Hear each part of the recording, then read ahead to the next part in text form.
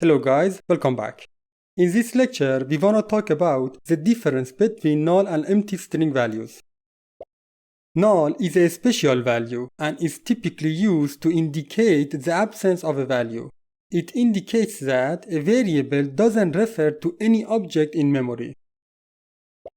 On the other hand, an empty string that is represented by two double quotations or string.empty is a valid string object with a length of 0.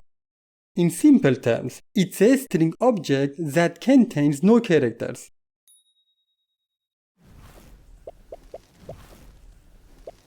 For example, when we declare my null string variable and assign it to the null keyword, this variable doesn't occupy any memory for holding an actual string object.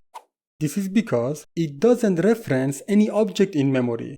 In other words, it points to no memory location.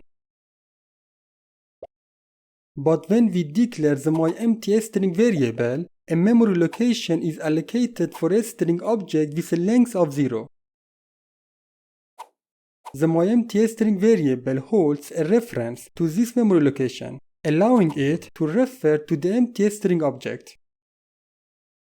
In summary, the main difference between null and empty string is that null doesn't allocate memory for any object, while an empty string allocates memory for the string object even though it doesn't contain any characters. Understanding the difference between null and empty string is crucial for handling strings and references correctly in our code.